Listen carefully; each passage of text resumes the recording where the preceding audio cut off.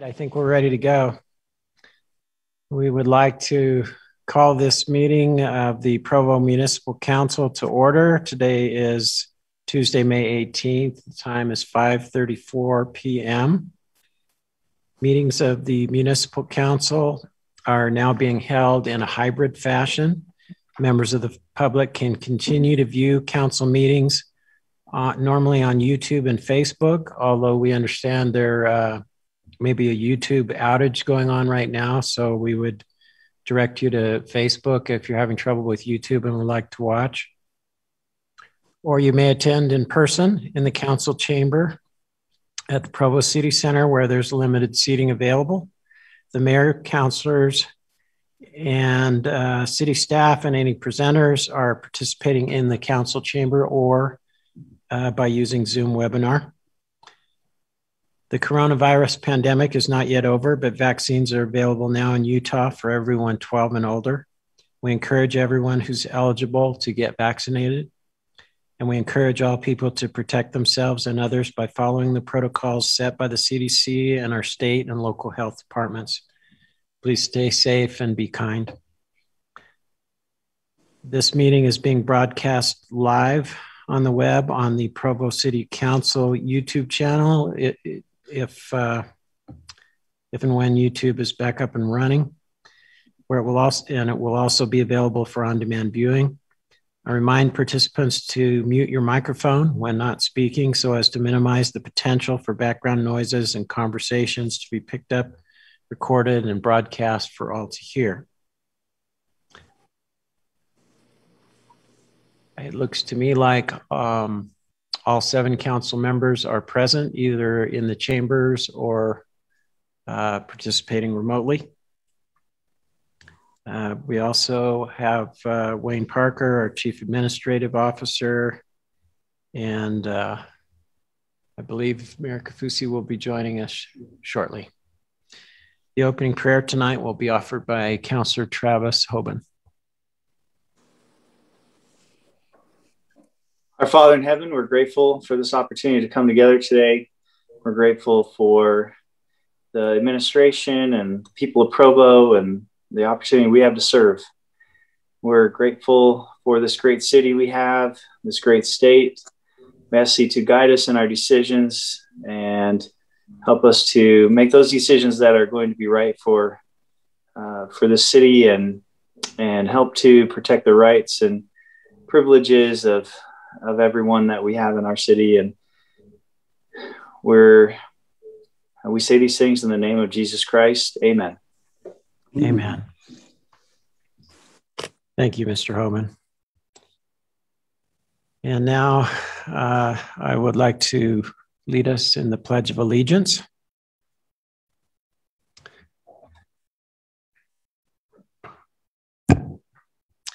I pledge allegiance to the flag of the United States of America and to the republic for which it stands, one nation, under God, indivisible, with liberty and justice for all.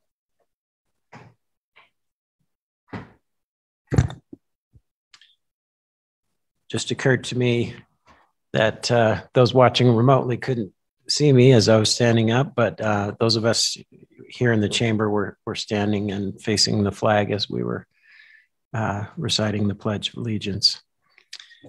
We'll now move on to the public comment portion of our meeting, and council staff will play a short video explaining how interested persons can comment. There are 3 types of items for which public comment will be received. The first is the open public comment period. The council will allow up to 15 minutes for public comments on matters that do not appear on tonight's agenda. The second is for items that require a public hearing. For these items, time will be provided for all those who wish to speak. The third is for items on the agenda that do not require a public hearing. The council will allow up to 15 minutes for comments on each item. Because the City Council is meeting virtually using Zoom webinar, and this meeting is being broadcast on the Provo City Council's YouTube channel, we have enabled telephone access to receive public comment, the numbers for which will be shown on screen during the meeting. When a caller is connected, they will be required to enter the meeting ID and enter the pound sign. When asked for a personal ID number, enter pound. The caller will now enter the meeting as an attendee and will be able to hear the meeting while muted. Similarly, we have enabled access for persons wanting to connect via computer to the Zoom meeting. As attendees, you can raise your hand electronically at the appropriate times to comment when called upon. For telephone callers, when you wish to speak on an item being discussed, press star 9 to raise your hand and then wait to be called upon. When called upon, press star 6 to unmute yourself. Attendees will be called upon by the last 4 digits of the listed phone number or by the name listed. Please provide your name and city of residence before making your comments. You will be given up to 2 minutes to speak. A timer will be posted on screen, and a beep should be audible when your time is up. A reminder that there is a lag of approximately 30 to 60 seconds between the meeting and the broadcast. To avoid confusion, callers should mute the broadcast to hear the discussion in real time. The open public comment period starts now. There are 3 types of... Since we're still in a bit of transition, Since we're still in a bit of transition, I just wanted to come up here just because the station I'm working at doesn't have a microphone that ties into the meeting. Currently, we don't have anyone on the line. I don't know if we want to give it a little extra time, but right now, the only person who's on that's not part of the meeting is an applicant, and she has not raised her hand.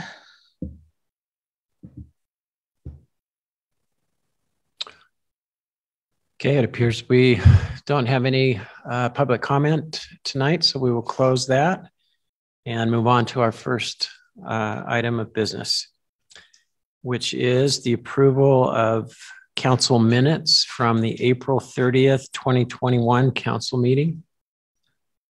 Are there any objections or requested changes to those minutes?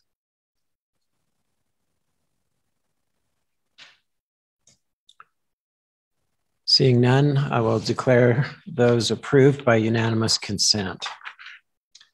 We'll move on to action agenda item number 1, which is an implied motion on a resolution appropriating $112,162 in the ice sheet fund from ice sheet fund balance for turf replacement at the Peaks Ice Arena. If any members of the public would like to give a comment for this item, you're encouraged to call in or sign in now. And this item will be presented by Scott Henderson, Parks and Recreation Director. Thank you, Provo Municipal Council. I think John will be bringing up the 4 slides for this presentation. We gave this similar presentation to the council at work session 2 weeks ago. The turf field we're talking about is where the temporary seating for the 2002 Olympics for the stadium rink. So it is just north of the stadium rink over at the Peaks Ice Arena. Just to give you some background on the ice arena, this was our 2002 Olympic venue. It was built in 1998, and all this is on the next slide. It is the only ice arena in Utah County, and we are in an independent Olympic venue where we were not part of the foundation. It was dual government operation between Provo City and Utah County to 2018.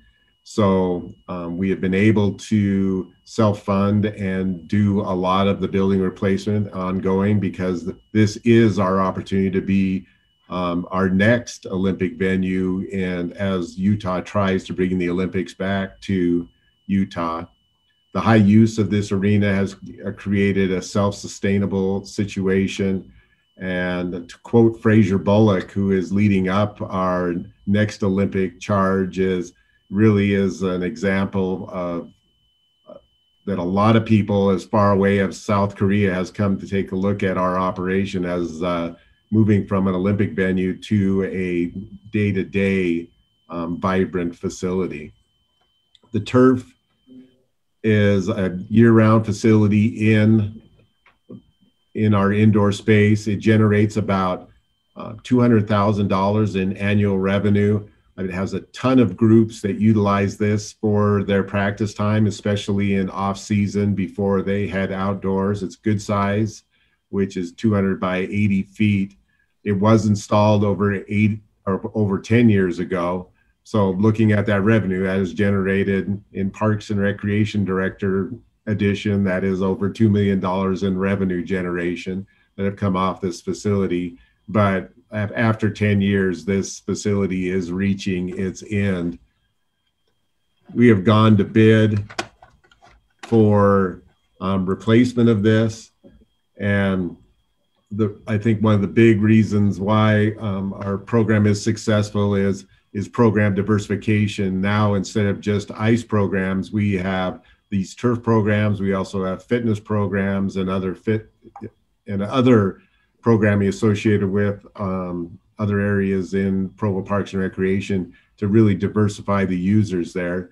The ice arena has a fund balance of a little over $900,000 from its past success of watching expenses and high revenues, and we're looking to utilize this fund balance to fund this important amenity at the arena.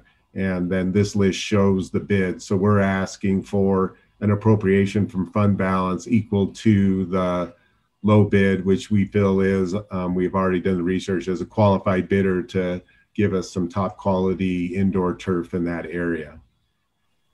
That's all I have. If there's any questions from the council. Any questions for Mr. Henderson?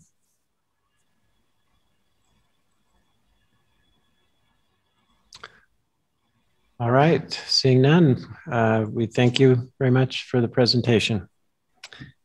Are there any members of the public that would like to comment on this item?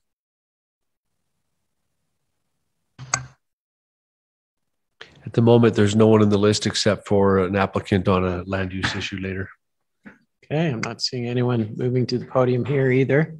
So we'll close public comment on this item and bring it back to the council for any discussion.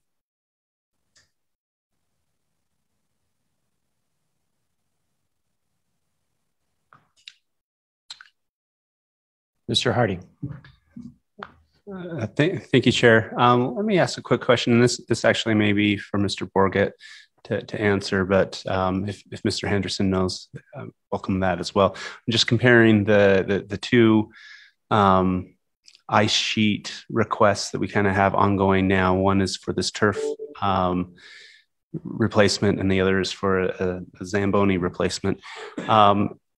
If we were, if the Zamboni request was not here and we got to the end of the fiscal year and we have these revenues above what was budgeted, would that money fall to the general fund, or would it fall to this ice sheet fund? I'll go ahead and mention the ice sheet is an enterprise fund, and they are also self-sufficient.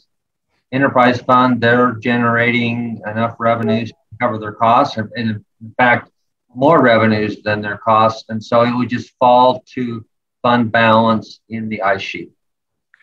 Thank you.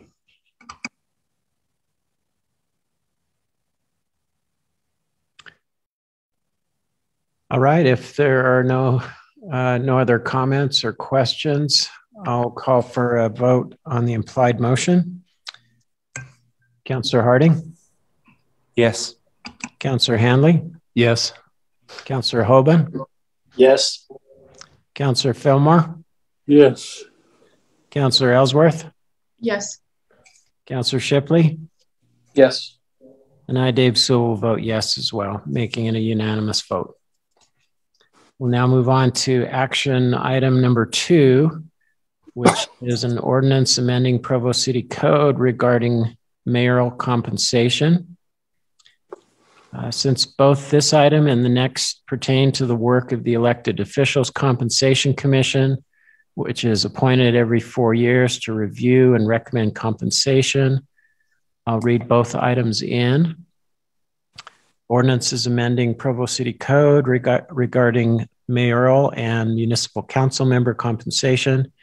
Mr. Strachan will present on both items. We will hear any public comment on both items, and then the council may discuss both items together or discuss each independently. In either case, each proposed ordinance will receive its own vote.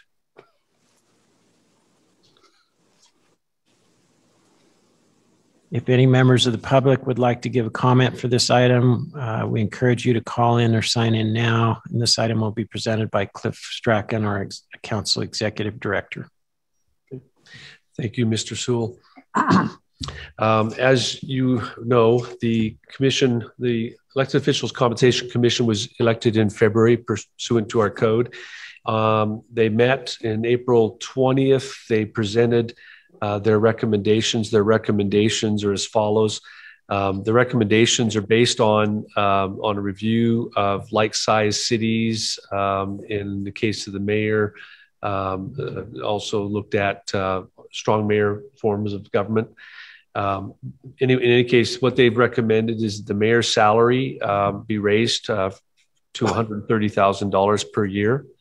With respect to the council compensation, they recommended it be raised to $21,000 per year, and then some approximately $25 per, we'll call it $50 overall increases on the expenses that council members receive, and then of course the mayor and the council chair and the vice chair both receive additional amounts in their stipends. Overall, the budgetary impact on a full calendar year is $33,600. That's the extra funding for it.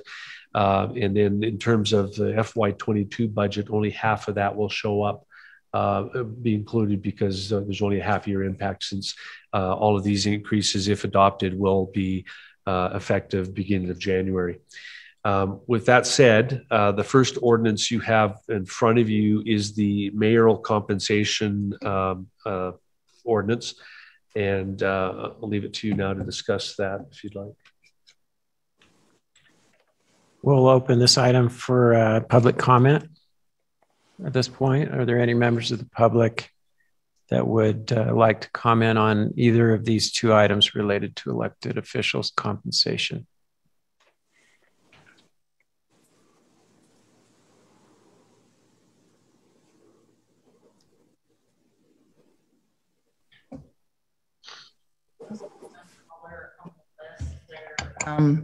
They haven't raised their hand. If you're calling in by phone, if you could press *9, that will show a hand on the screen, and we'll know that you want to make a comment on this item.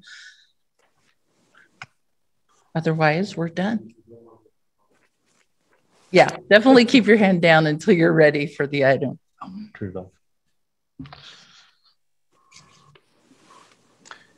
Okay, seeing no members of the public who wish to comment on this item, we'll close public comment and bring it back to the council for discussion on either or both of these items.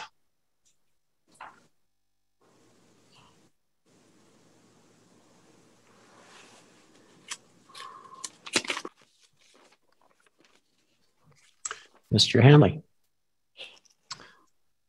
Thank you, Mr. Chair. I didn't say anything earlier this afternoon about this item, but I'm first of all grateful to the Elected Officials Compensation Commission, who generously gave of their time and expertise to do this work independently for the city. And, you know, I'm grateful that this practice is one we are using, because I think it's the only responsible way to do this, is to have an independent assessment. I think the assessment is fair. I think it's certainly, with regard to the mayor, you know, when I looked at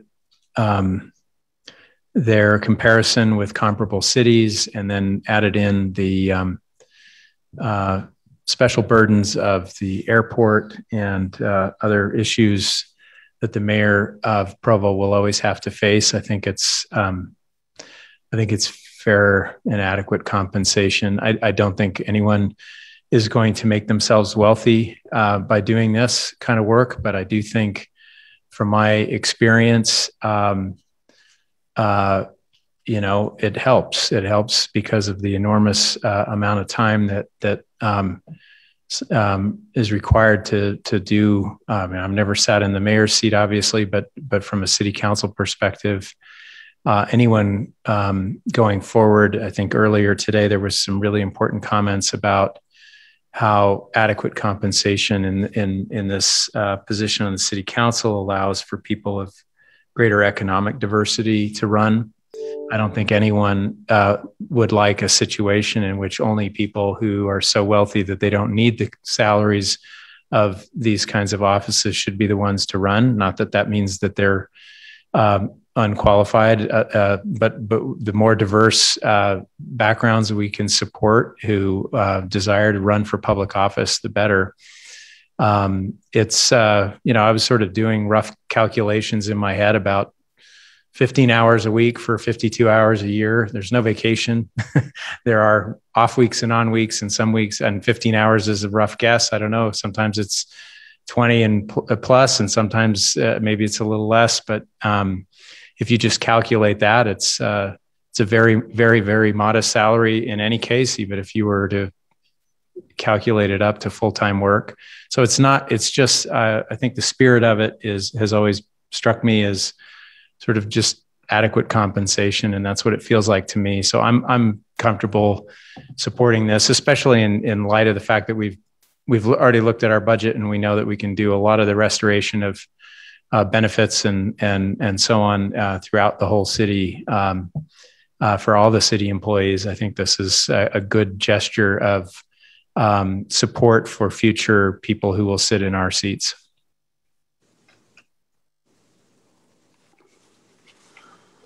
Mr. Hoban. Yeah, just for benefit of the public who I guess isn't watching now, but might watch later. A few things that I learned today, because I did have some hesitations, just, it's a little uncomfortable, of course, saying, sure, I'm going to give myself a raise, so to speak, but it doesn't take place until next year. And also it's been 4 years since there has been a compensation increase for the mayor and the council. And so I think that helps to kind of put this in context a little bit to understand why we're doing this now. So that's all I wanted to say. Thank you. Thank you, Councilor Ellsworth. Yeah, I'll just echo some of the comments I made earlier in our work meeting, but I don't think anyone here ran for office for the money. I know that everyone here puts in a lot of time, regardless of how much they're being paid. And to me, I support this increase specifically for the council members, not for myself, not for my colleagues here today, but for future candidates who run for city council. And hopefully this will enable people of varied socioeconomic profiles to participate and represent their neighbors in government. I quickly looked up the compensation of council members in Surprise, Arizona, a city of comparable size to Provo. The council members are compensated $27,000 a year. And in Boise, Idaho, council members are compensated $25,000 a year. So this is not a dramatic increase that is substantially different from any other city in the Intermountain West. It seems to be somewhat lower, and I'm comfortable with this, even though it is definitely awkward to be approving our own salaries, if we call them salaries.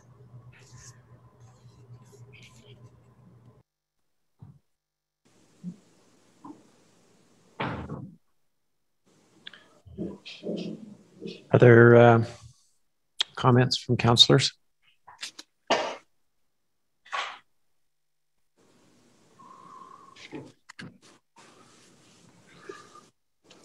Well, I'll just make a comment or two then. I'd echo what's been said as far as Counselor compensation, it won't affect me because I'm not running next year, but I agree with what's been said about setting a reasonable compensation so that that's not an obstacle for people that want to run in the future.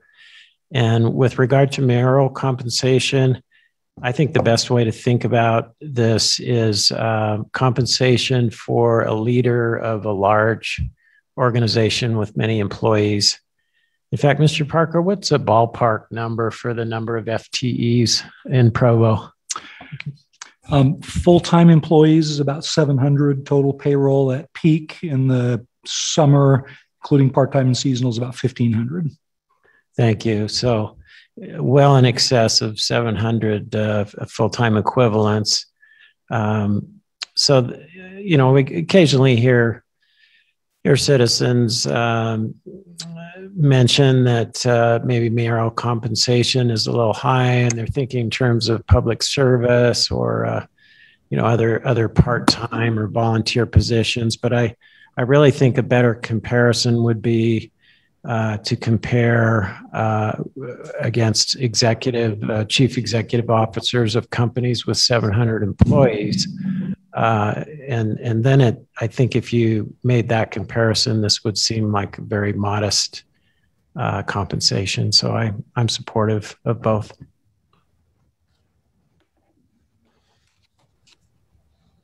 Any other comments? Does the administration want to say anything more? Okay. All right. Well, then I will call for a vote on the, let's see, I guess we're going to do them one at a time. So let's, where's that echo? Okay. We'll first vote on the ordinance amending Provo City Code regarding mayoral compensation. Councillor Shipley? Yes. Councillor Ellsworth? Yes. Councillor Fillmore? Yes. Councillor Hoban? Yes. Councillor Hanley? Yes. Councillor Harding? Yes. And I, Dave Sewell, will vote yes as well. And that brings us to the companion item, which is regarding council members' compensation. I'll ask again if there's any council members who wish to comment on this item separately.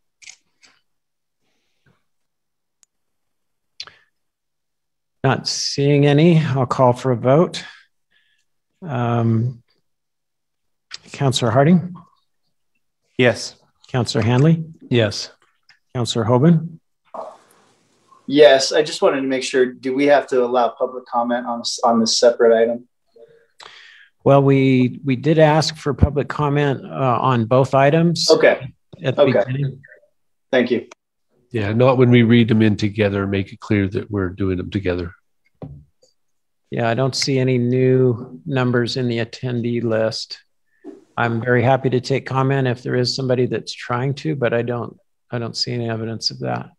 No, thank you. I just wanted to make sure. Thank you. Thank you. Thanks for clarifying. So let's see, Councillor Hoban, you did vote, right? Yes. Yes, okay. And yes. Yes and yes. Okay. Councillor Fillmore? Yes.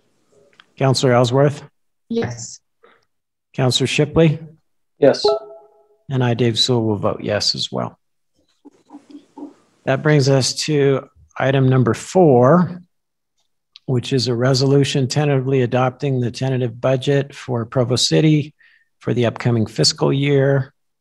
If any members of the public would like to give a comment for this item, they're encouraged to call in or sign in now. And this item will be presented by John Borgett, Director of Administrative Services.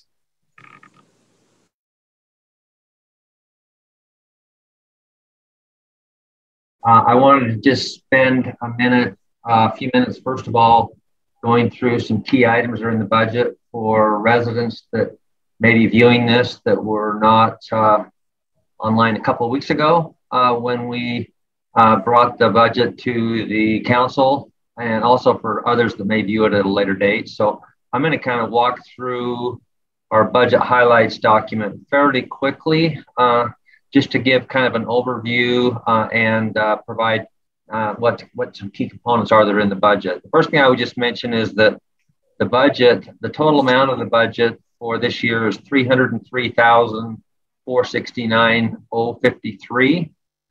I would just mention that I'm pleased to submit our proposed budget for the City of Provo, Utah, for the fiscal year ending July 1st, 2021, and beginning July 1st, 2021, and ending June 30th, 2022. This budget is a result of many hours and the contributions of council members, the public, employees, and city leadership. Moving down, Provo City continues to work hard in maximizing every dollar and providing great value to our residents. Our employees understand that every tax dollar we receive is a sacrifice from our residents who trust and use it wisely. The 2022 budget supports our ongoing goal of continued fiscal health with sustainable budget. Monies are invested in capital improvements, vehicle replacement, and employees. Provo City employees are among the greatest and most critical assets of the city. By investing in them, we are better able to recruit, develop, and retain top employees. The administration has reviewed and addressed the budget priorities that were provided by the council, and they are included in the 2022 tentative budget. Next page. There are a number of cuts that were cut out of the budget last year due to COVID-19 and the pandemic, and we have restored a number of those. I'm not going to go through these individually, but just mention that capital replacement has been addressed, travel and training has been addressed, some key positions such as the economic development position, some community and neighborhood services positions, as well as some code enforcement officers, 2 critical engineering positions, and a rec program coordinator for our Parks and Rec department. We received a number of supplemental requests this year. We had 39 that totaled $3,925,994, and of that, $212,985 were funded. Pretty small amount. Once again, we really focused on some key areas that related to the employees and other things that really focused on the council and administrative priorities. I would mention that of those funded, we have 1 officer that's funded included in the budget. We also have a 2nd officer that's funded as a result of removal of 2 current civilian positions, which was the recommendation of Chief Ferguson, and we feel good about that. I want to scroll to the next page. Once again, I'm just touching on key items. We also, in some other funding items, funded basically the IT. We funded for some critical IT infrastructure for the new City Hall and Public Safety Building. That amount is $642,474. And those critical items are, first of all, network equipment, switches and cables that are needed. The next page. Also a new phone system. Our phone system that we currently have dates back to the 1990s. Also a wireless network. We are going to be moving some of our wireless network gear over to the new City Hall, but because of the size and the nature of the new City Hall, we will need additional wireless equipment, and then also a storage area network for data storage and infrastructure needs. We felt like this was a good time to make that change. The city has also included in the budget the recommended vehicle replacements that the city fleet committee recommended. Next page. In summary, our goal is to provide the residents with the services that they need in an efficient and transparent manner. I believe the budget process forces us to make difficult decisions and prioritize what should be funded. the city continues to make difficult decisions to reduce ongoing costs and strengthen revenues. For fiscal 2022, the administration is proposing a balanced budget. During the 2022 budget process, there has been an attempt to make good financial decisions that consider both short-term and long-term impacts. And with that, I would just mention that for residents and those that are watching, if you want to pull up this document or our entire budget document, you can go to provo.org and then go into the finance department and then reports, and they are available there. And with that, I would like to turn the time over to David Mortensen, who's going to talk a little bit about the budget resolution. I'm also available if there are questions for me. Thank you, John. So the state code requires that we do a couple of things in this meeting. The first is to tentatively adopt the tentative proposed budget. And then the second is to set public hearings where the public can come and comment on the budget before final adoption. So this resolution before you tonight will accomplish both of those things, tentatively adopting this proposed budget and then setting public hearings for June 1st and June 15th. And the total amount of the budget for Provo City Corporation, so this would not include the Stormwater District or the RDA, but just Provo City total is $331,746,989.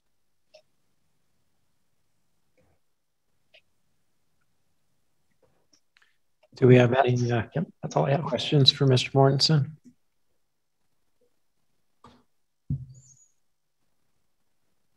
Mr. Harding. Thank you, Chair Sewell. I think traditionally, Mr. Jones has been the one to answer this, but if Mr. Mortensen wants to do the honors, I'd be happy to have that done. The question for myself, for the rest of the council, for the public listening, what does it mean to tentatively adopt a tentative budget? I think I will defer that to Brian. Well, I will say I think it's an unfortunate choice of words, the way this state statute is written. I wish that the tentative budget was called the proposed budget or the draft budget or something like that. But state code requires the administration to create a tentative budget and submit it to the council. So the administration's budget is the tentative budget.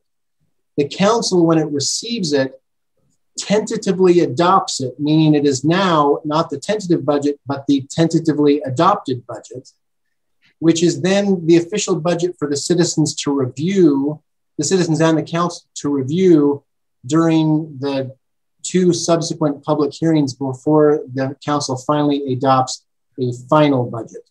So you have a tentative budget in front of you. It is proposed that you tentatively adopt it tonight, and then it becomes the tentatively adopted budget until you adopt a final budget.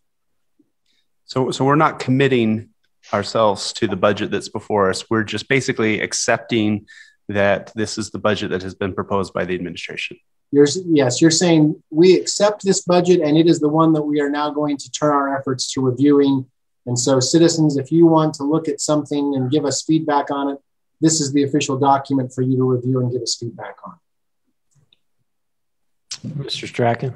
Brian, a question for you related to this. So it's my understanding that if a council, I'm not talking about this one, but any council decides to go to a truth and taxation hearing in August because they want to raise the property tax, say, do we adopt this budget? Do we adopt this budget formally by the end of June, or do we leave it alone until August? And in which case, if that is the case, then this tentative budget becomes the operating budget from July 1st on until that other budget is adopted. Is that correct, Brian? Mostly, with this caveat. The state statute actually gives you 2 options if you go to truth and taxation. If you go to truth and taxation, you do not adopt a final budget in June, but instead you hold hearings in August and adopt a final budget by the end of August.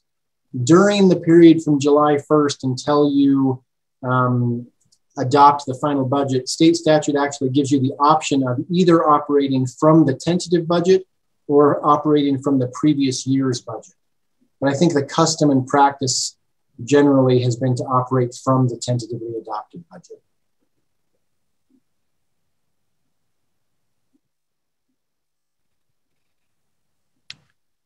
All right, seeing no further questions, we'll open this item for public comment, noting that the formal public hearings for the budget will be on June 1st and June 15th, but there is an opportunity for comment. Oh, I think Mr. Mortensen's hand is up. It is, sorry. So it was just brought to my attention. I believe we do need to change the number that we're showing in the resolution. The number included here now shows total expenditures and transfers out, but it's our understanding that it should show just expenditures. So we should change that number to $303,469,053. So 303,469,053.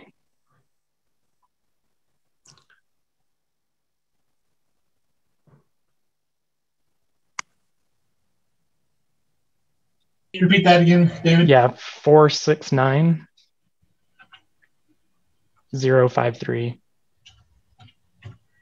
Okay, thank you. That's all I had. Thank you for that correction. All right, are there any members of the public that wish to comment on this item?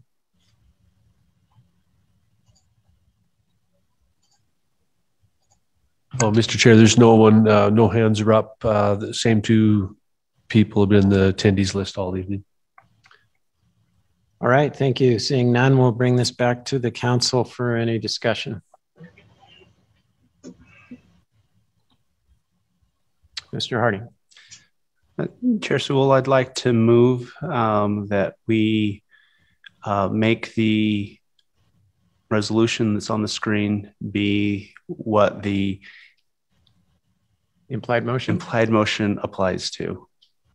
We have a motion from Mr. Harding. Is there a second? I'll second. Seconded by Councillor Ellsworth.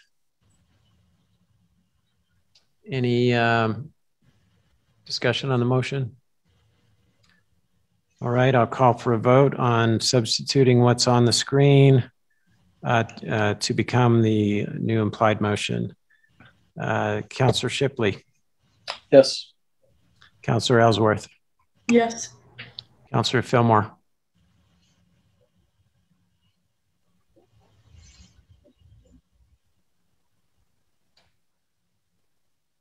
Is Councillor Fillmore still with us? He mentioned that he might have to leave. All right, we'll excuse Councillor Fillmore. Councillor Hoban? Yes. Councillor Handley? Yes. Councillor Harding? Yes. And I, Dave Sewell, will vote yes. So the motion carries 6-0 with Councillor Fillmore excused. Here's a yes from Fillmore. And now we have a yes from Councillor Fillmore. So thank you. With that change in the implied motion, is there any discussion on the implied motion?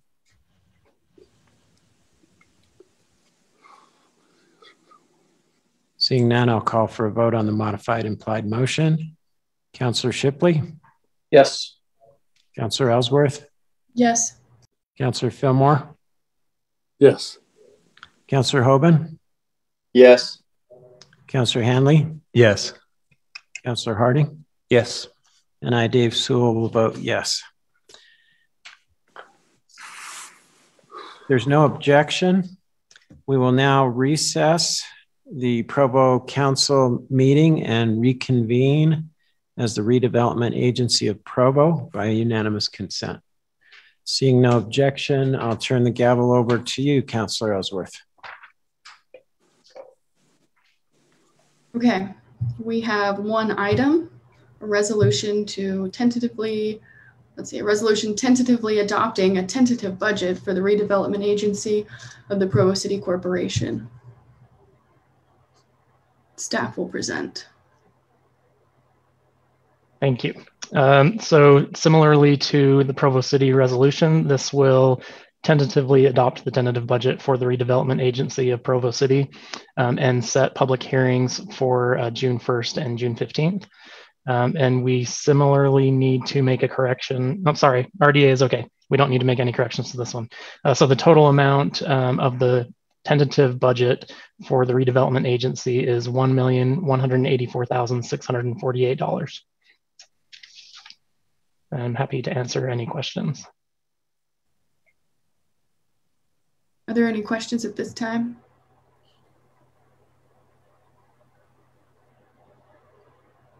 No. I think we need to go to a public hearing. Is that right? Is there any public comment? That's correct. There's still no hands up. Okay.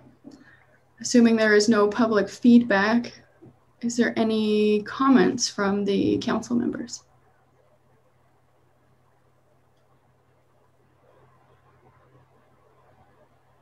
Seeing none, we will move forward with the implied motion. I'll take a vote. Councilor Shipley? Yes. Councilor Harding? Yes. Councilor Handley? Yes. Councilor Hoban? Yes. Councilor Chair Sewell? Yes. And Councilor Fillmore? Yes. And I will vote yes. So that passes unanimously. There are no further agenda items under the Redevelopment Agency. So do we need to adjourn the RDA? Yes. Okay. Yes. Shannon, do you have the chair notes? I don't. Okay. So what it says is if there's no objection, we will now adjourn this. Wrong page. We will now adjourn the Redevelopment Agency of Provo Governing Board and reconvene as the Stormwater Service District Governing Board by unanimous consent. Councilors, you will want to turn on your mic and speak up if you object. All right, what Cliff said. Are there any objections? Okay, seeing none, we will pass the gavel to the chair of the Stormwater Service District. Thank you, Councilor Ellsworth. Item number 6 is a resolution tentatively adopting a tentative budget for the Provo City Stormwater Service District for the next fiscal year. If any members of the public would like to give a comment for this item, they're encouraged to call in or sign in now. The item will be presented by John Borgett, Director of Administrative Services. I'm going to turn it over to David and have him cover it. Thank you. Yep, I'll take this one. Thanks, John. So similarly to the other two resolutions that were just adopted, this will tentatively adopt the tentative budget for the Stormwater Service District and set public hearings for June 1st and June 15th. The amount in the resolution, as you see it, does need to be corrected. It should be changed to $5,068,938. And I'm happy to answer any questions that anyone might have.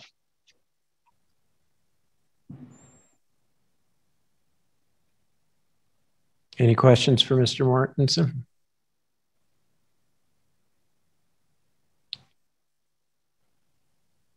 All right, thank you. We'll open this item up for public comment. Still no hands up online. Still no hands up. So we will close public comment and bring this back to the council for any discussion or a motion.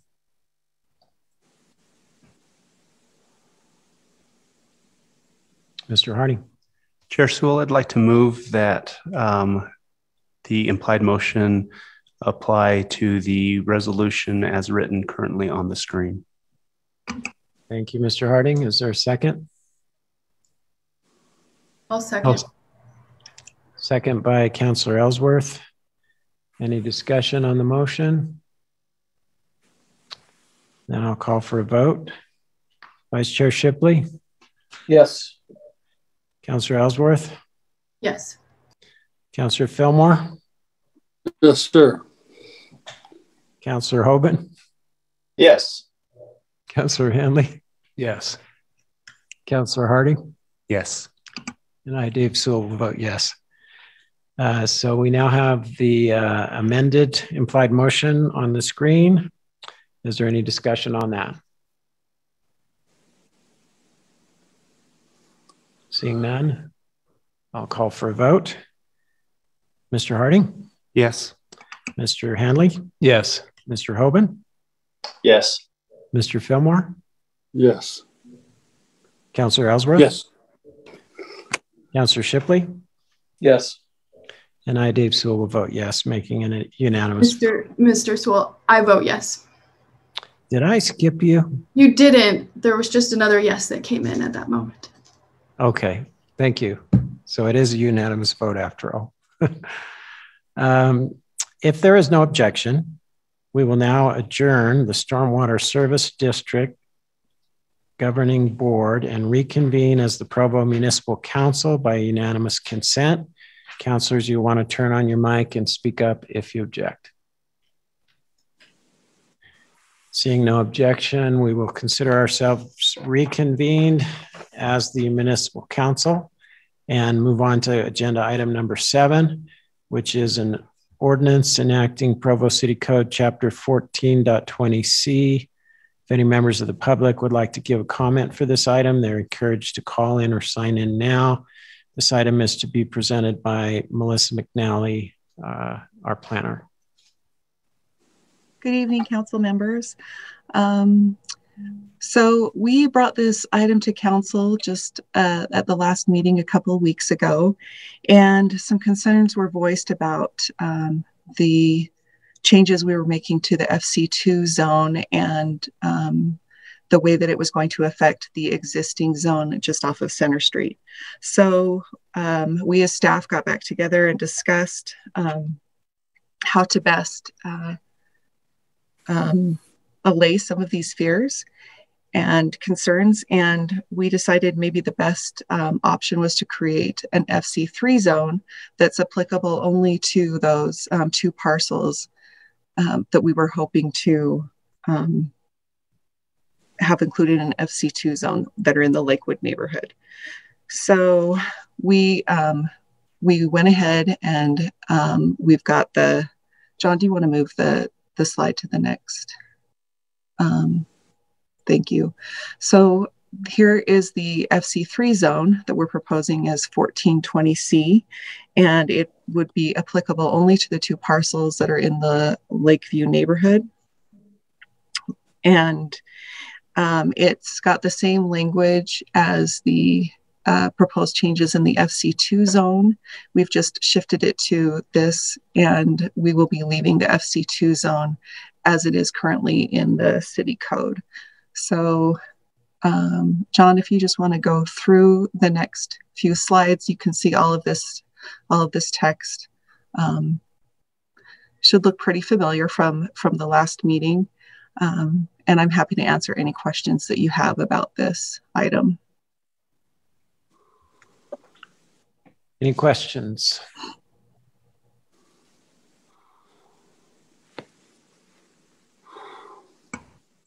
Councillor Harding. So as I was going through the document packet, if I remember right, it was still showing as 1420B, and we had talked about this previously, but where did the documents that we received, did it include the change that is being presented now as the 1420C, or was it still 1420B? I don't know if. I think I see Mr. Jones's hands up. I don't know if he's looking to answer this question. Well, let me weigh in kind of procedurally. I don't know the actual answer. John may have to weigh in and tell us whether what's on the screen right now was in your packets. I don't actually know that, but from a procedural standpoint, this one's a little bit interesting to wrap our heads around, because what what's being proposed at this time is that you create an entirely new zone and then apply that zone to two parcels of property that are currently zoned Freeway Commercial 2, and to which the text amendments to Freeway Commercial 2 were proposed to apply to, as well as the rest of the zone. So, that raises the immediate question of, well, can we even do this without the Planning Commission looking at this is one question. And you can, and the reason why is because the end result here is exactly what the Planning Commission reviewed with respect to those two parcels, because the Planning Commission reviewed a rezone of those two parcels, well, not a rezone, but, well, yes, a rezone of those two parcels to Freeway Commercial 2, and an amendment of Freeway Commercial 2 to look exactly like what is currently on the screen, which is the proposal for Freeway Commercial 3. So the Planning Commission reviewed this exact proposal, with the exception that when they reviewed it, the changes would have applied to the entire Freeway Commercial 2 zone. So this is a more restrictive change than what they reviewed. So you can do it. Now, the procedural thing, though, is that what the applicant asked for was an amendment to 1420B and application of the Freeway Commercial 2 zone to the property. So both of the agenda items continue to be labeled that way, because that's what the original application was for.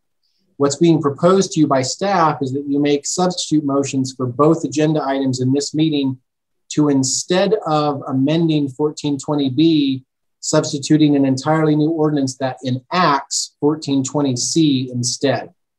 And then in the next item, make a substitute motion to rezone them to be FC3 instead of FC2. I don't know if that answers your question or is helpful, but I wanted to lay that out because it's a little bit complicated. I appreciate that, Mr. Jones. And that was helpful. And it also gave me a chance just to double check. I don't believe that the code that we have on the screen was in our packets.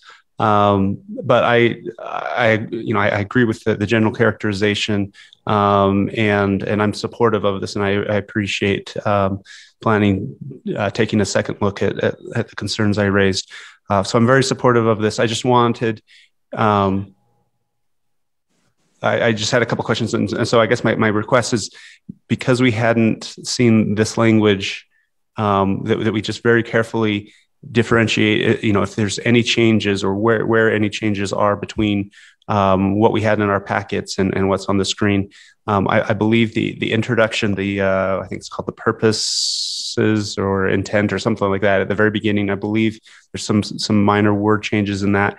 And then also there was in 1420B, I believe there's a section that talks about, what is it? The previously zoned lots, and there was at least some discussion that would be removed. And I that was my actual original question that originally got me thinking about this. Is I was.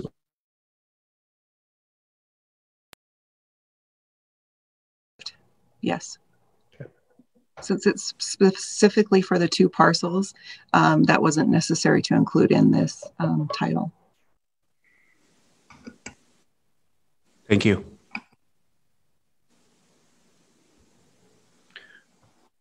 Are there other questions?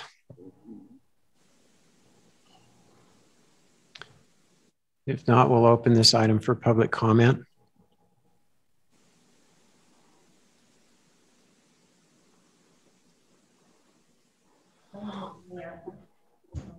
Anna Griffey, I'm co-chair of the Lakewood Neighborhood, standing in for Becky Bogdan, who is the chair. She can't be here tonight. So she said it was item 7 and 8, so I'm not sure if this one is 8, but what you're talking about sounds like this is the one. So she said that we approve, the neighborhood is approved, but would like to take the language out where it says that changes to the building heights could be changed at the discretion of the development service director. We would like that part taken out so that there will be no changes as to the height of the buildings that can be built there, and also that it protects the buffer zone between the houses that are already there and the new developments that will be going in. There's a buffer zone that we requested have trees and grass and a buffer zone between the houses that exist there. So we'd like that.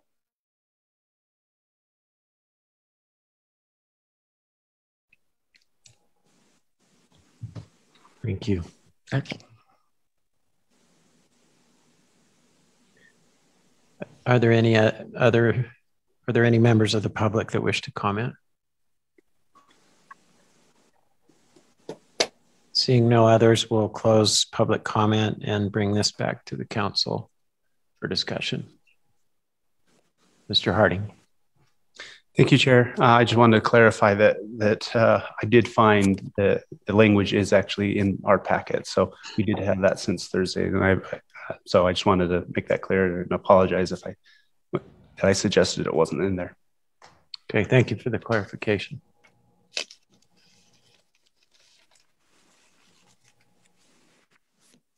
Mr. Shipley. With respect to just what was said, I wonder if we could have somebody from the administration talk about the discretion of development services on building heights and what the thought was there.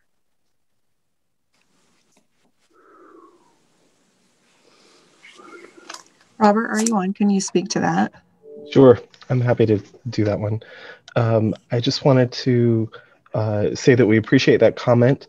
So there is a caveat in there, and we have, excuse me, in our text amendments, where possible and where practicable, we've been putting in the ability for the Development Services Director to modify slightly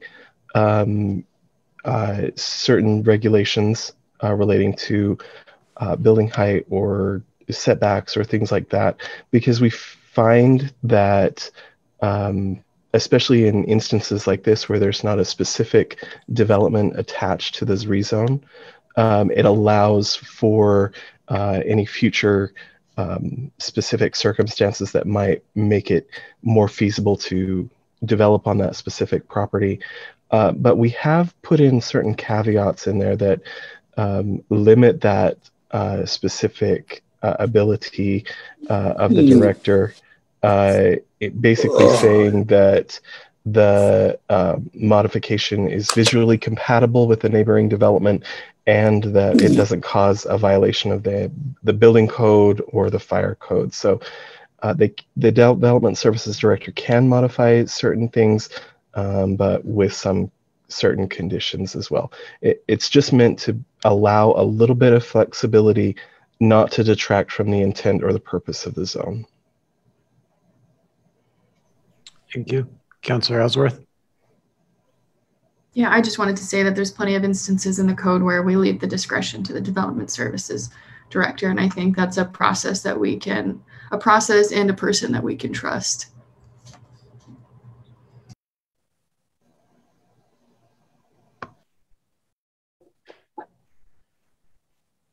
Councilor Ellsworth, I had just a little bit of trouble understanding your question. Sorry, I didn't have a question. It was a comment. Can you hear me? Yeah, just a few of the words I couldn't quite hear. Could you maybe? My comment was that there are many instances in our code where we leave the discretion to the Development Services Director, and I think that's a process and a person that we can trust. Okay, thank you.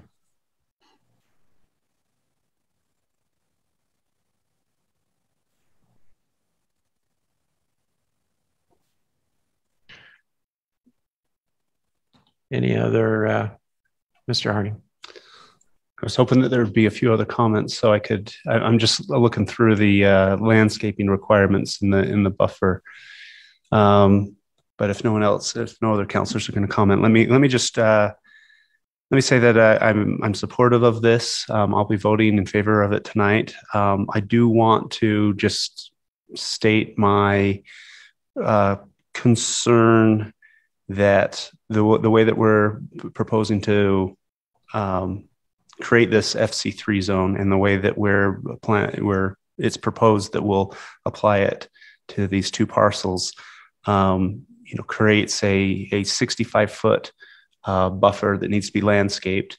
But it's my understanding that the idea is this will be behind the commercial businesses, and it creates a buffer between the existing residential and the backsides of these this commercial use. My concern is at a time when land value is so high, when we have such demand for housing units that we're considering, requiring grass to be maintained behind businesses. And I'm not certain I've seen much value to the community to have just kind of this dead space. So I hope we get some creative proposals. I think we've heard that, we're doing our best guess of what this should look like, and we're putting the zone in place already. At least the idea is, if a great development plan comes in, we'll entertain some changes to the zone. And at the very least, I would hope that whoever comes in with a proposal for this would find a way to make that buffer space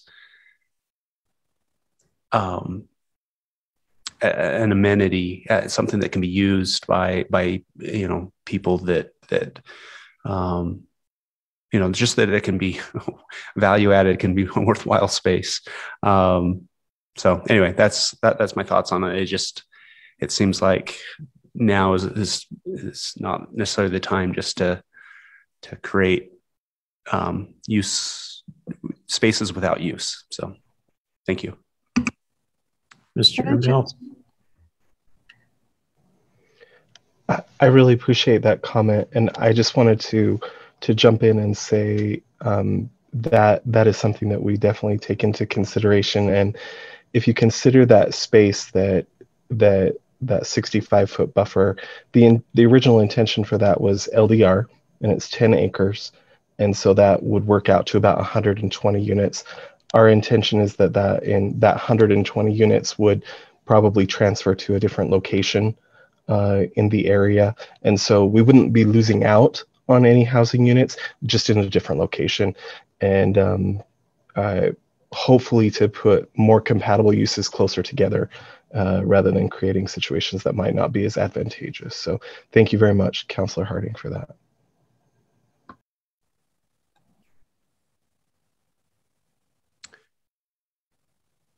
Any other comments?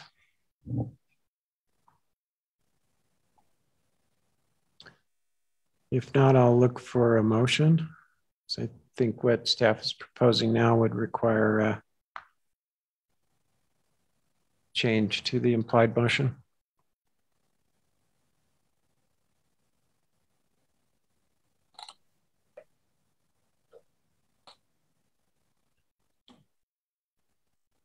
Mr. Harding?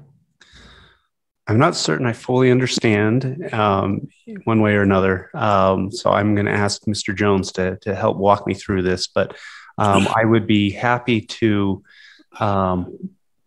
move that to the extent that the current implied motion doesn't apply to what's on the screen and what we've been talking about. I move that you make it so.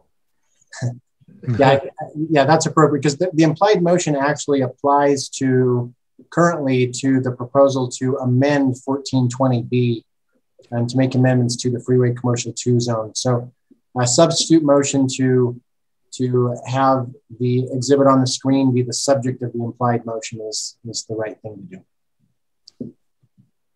And if I did not do that, I will change my motion to do that. Okay, motion by Mr. Harding. I'll second that. Second by Mr. Shipley. Any discussion on the motion?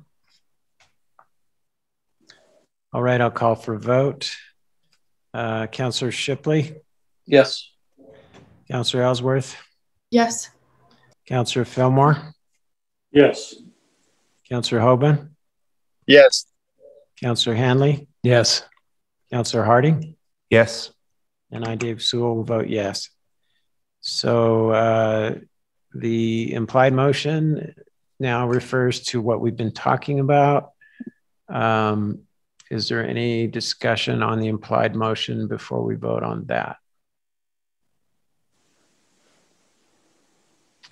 Seeing none, I'll call for a vote on the, Councillor Ellsworth. Yeah, we talked about this last time, but it's still my belief that this is a really smart move for the city in order to advance economic development objectives at one of two freeway interchanges. So I think this is a net positive, and I just hope the property owners have been notified and are understanding of the positive impact that this would have for our community, and I think for their land values as well. Thank you. I agree. Any further comments? All right, I'll call for a vote on the revised implied motion. Councillor Harding. Yes. Councillor Hanley. Yes. Councillor Hoban. Yes. Councillor Fillmore. Yes. Councillor Ellsworth. Yes. Councillor Shipley. Yes. And I, Dave Sewell, will vote yes. The motion passes unanimously, which brings us to agenda item number 8, which is an implied motion on an ordinance amending the zone map classification of approximately 75 acres of real property generally located at 500 West Lakeview Parkway from agricultural to Freeway Commercial 2. If any members of the public would like to give a comment for this item, they're encouraged to call in or sign in now. And this item will be presented by Melissa McNally again. Thank you. So we're actually proposing now that it's Freeway Commercial 3, the new zone. I apologize, I've got that's incorrect in the slide. So can you go to the next slide, John? There we go. So the current zone is A120, and you can see it outlined here, and we're proposing, again, this should say the Freeway Commercial 3 zone, and our proposal is to rezone these two parcels to the Freeway Commercial 3 zone. And I'm happy to answer any questions you have.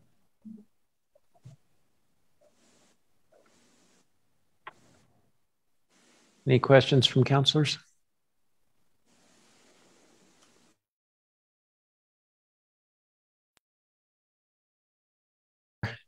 Any comment by the public? Mr. Chair, other than people in the room, there's nobody online. Okay. Waiting for this one.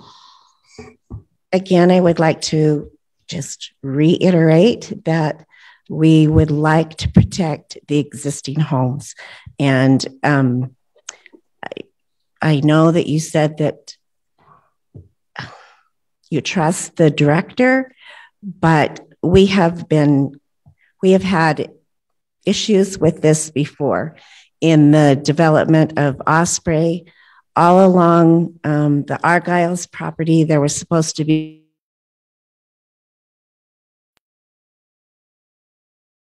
development. When the development changed, then it changed. And so we again are just requesting that you keep in mind that any changes made, that's why we'd like that wording changed so that it is written in stone, that there will be a buffer zone, that there will be no changes to the heights of the buildings at anybody's discretion. That is how it is written. So that is what I'm requesting again. Thank you. Thank you. All right, seeing no others present indicating a wish to comment, we will. Mr. Jones, did you have a comment? I just wanted to make sure with reference to Melissa's comment earlier, that just remind you the same situation applies here. The slide says FC2 because that's the original proposal. So the implied motion actually applies to an application to amend the zone to FC2. So we need a substitute motion to change it to an ordinance to rezone it to FC3. Thank you.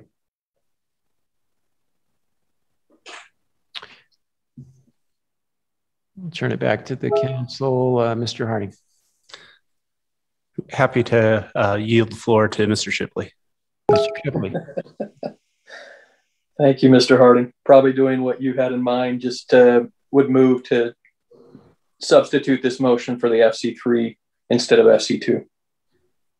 Motion by Mr. Shipley. I'll second that. Seconded by Mr. Harding.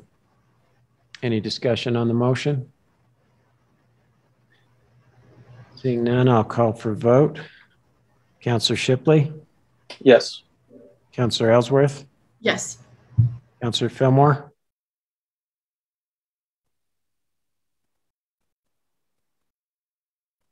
I'm sorry, that's a yes. Thank you. Councillor Hoban? Yes. Councillor Hanley? Yes. Councillor Harding? Yes. And I do so will vote yes, making a unanimous vote. Okay. Is there any discussion now on the revised implied motion to rezone to FC3?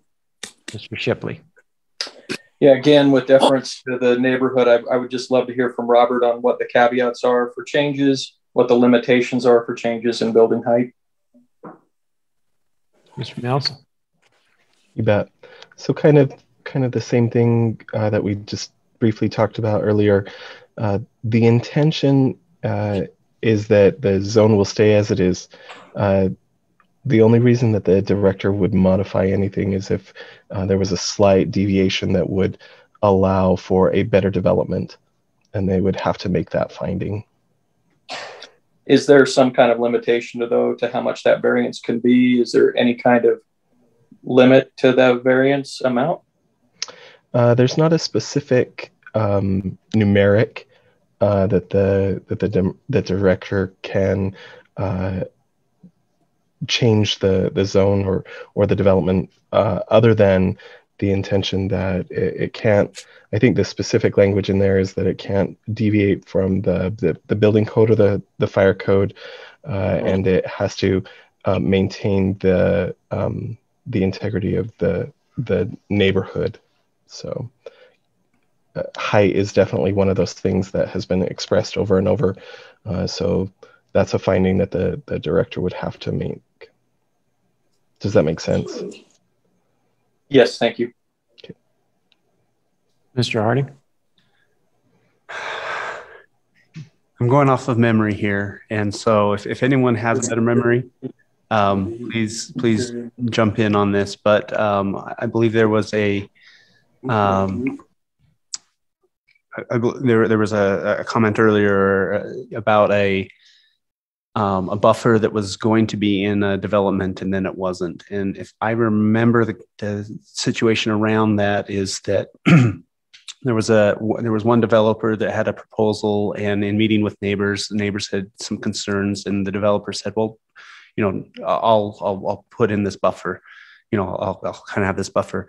But then the land was sold to a different developer, and that kind of commitment of the first developer was never made into writing. What wasn't a part of a contract or a development agreement or whatever. And the second developer didn't feel bound by the commitment of the first developer. And so it was an unfortunate situation, but I don't think it directly applies to what we're discussing tonight, or about this allowance for the discretion with the development services director. Thank you, Mr. Harding.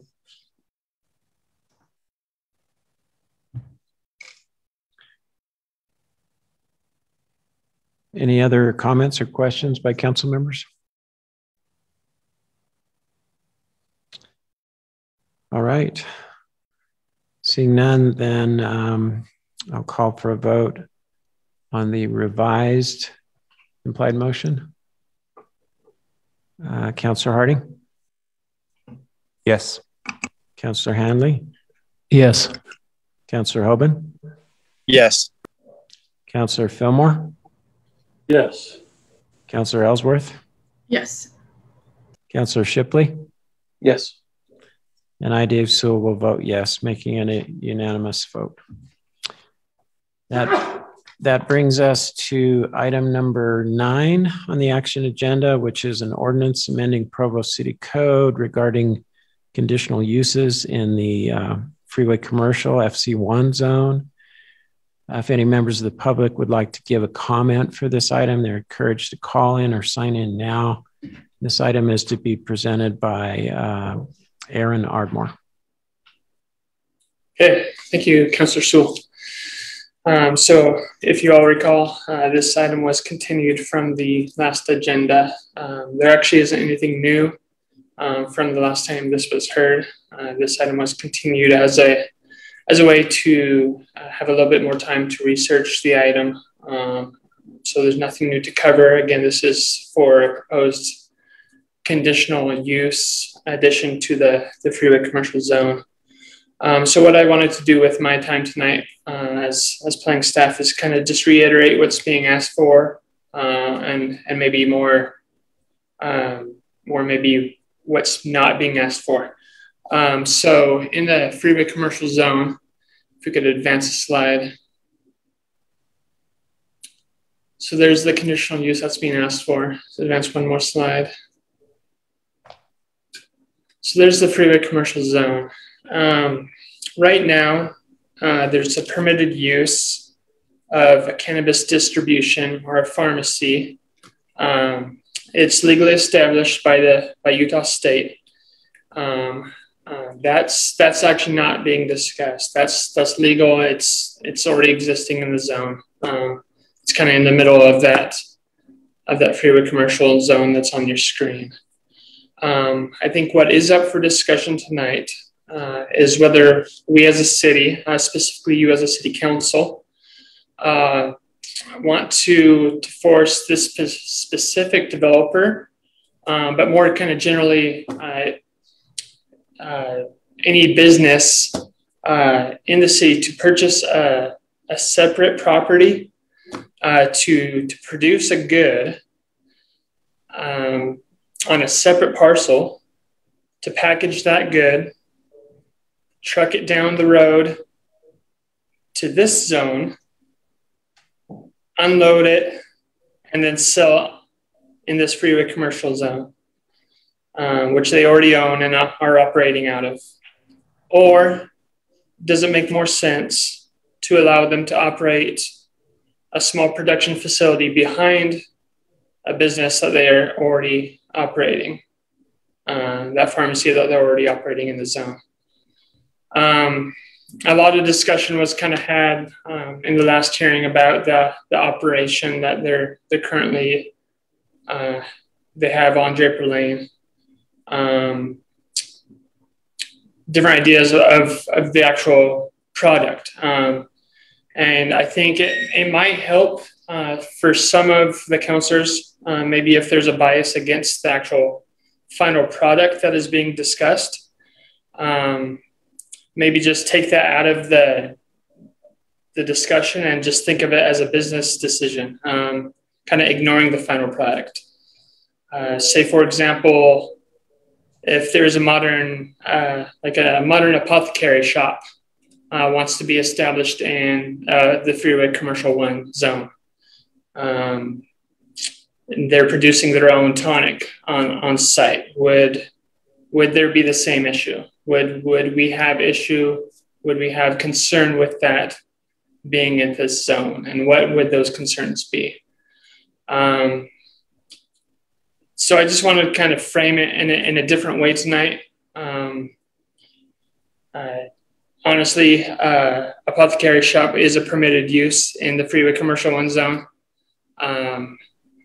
And again, the distribution, the pharmacy is a permitted use. So I think the the question is, do we want to allow the conditional use of ancillary production facility to be a part of that? I think the staff was clear on their suggestion of approval. The Plan Commission also was clear. But I'm here for any questions. I know the applicant has some slides that they prepared tonight to kind of give you a little bit more, kind of a closer look to what their business is and how it looks inside and out. But that's all I have prepared for this evening for the council. But I'm here for any questions you might have of staff. Do we have any questions for Mr. Ardmore?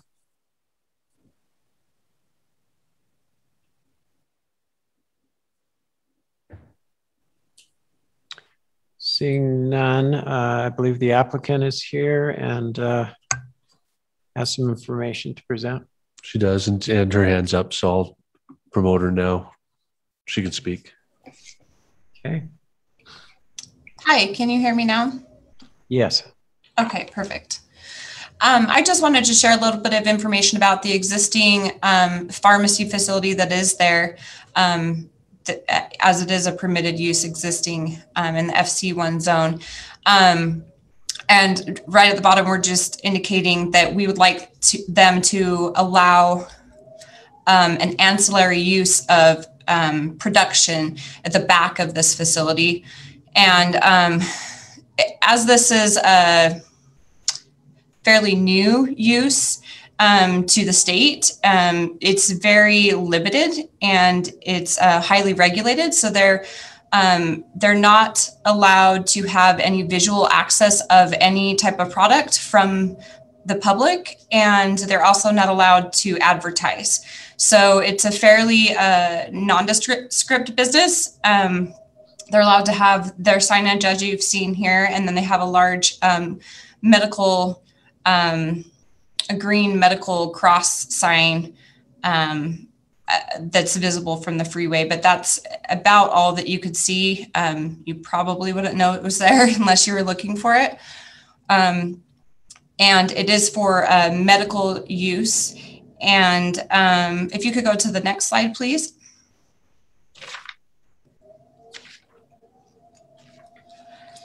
This is just showing the location of the existing facility in the FC1 zone. As you can see, it's kind of isolated from any residential areas. It's sandwiched between the freeway and I believe it's existing railroad tracks. And then we're just indicating that on the right-hand side that this particular business for the production is just a small pod and it's enclosed. If you could go to the next slide, please. Oh, hopping back real quick, this is just the interior of the existing facility.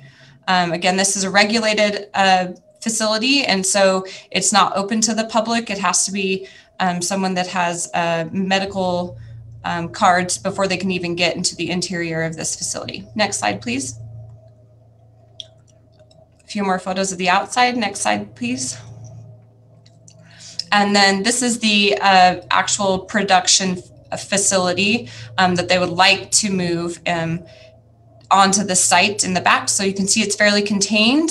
It's nondescript as far as what is being produced, even though that's probably not part of the question. But this is the type of unit they would like to install at the back of this facility. And I think that might be the last slide. Do you mind checking? Looks like that's it. I think I've covered all my items, and so I'll just end there. Thank you. Thank you. Councilor Ellsworth. A question for staff and or the applicant. I'm curious what conditions make this kind of use a good neighbor.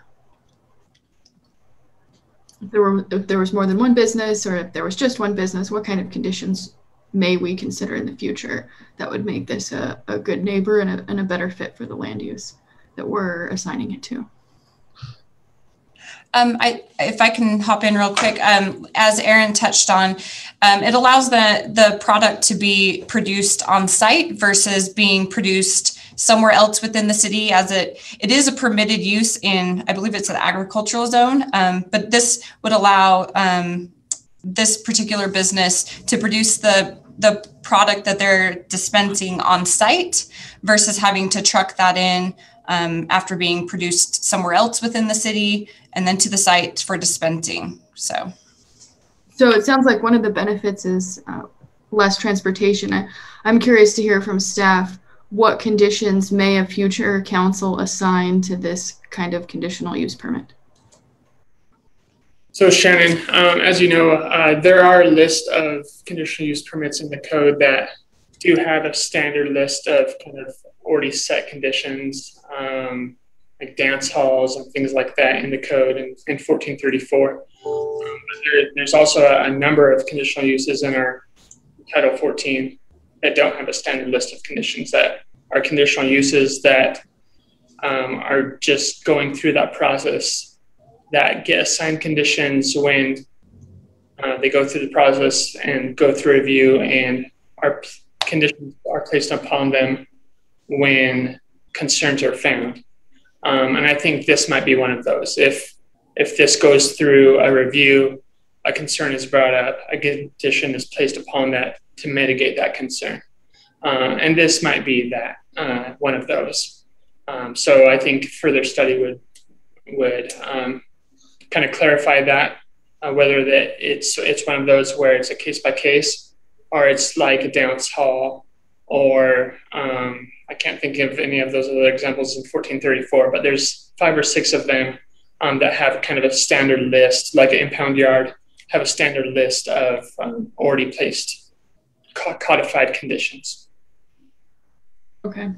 So we may not know what conditions we want to apply until. Yeah, so they're not proposing any kind of pre-made conditions in their proposals tonight. Right, but we just won't know what those conditions need to be until maybe we've approved the 3rd or 4th one and we've learned some lessons with number 1 and 2 or something like that. Sure.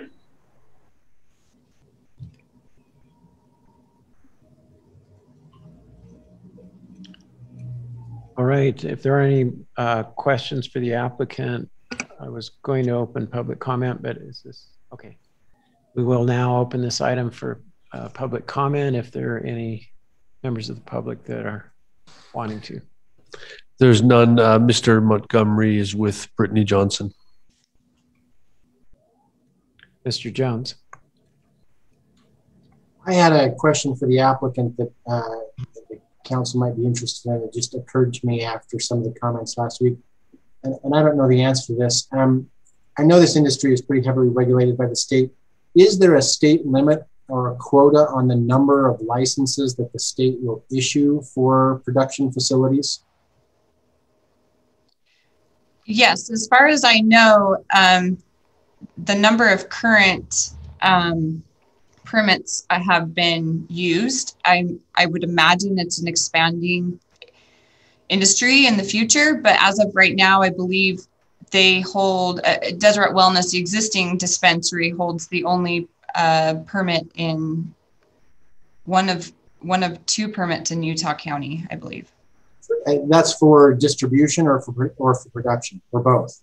That's for distribution. I would imagine, gosh, I don't know if there's a limit to it. I would imagine so, just because of the high number of regulations and all other aspects.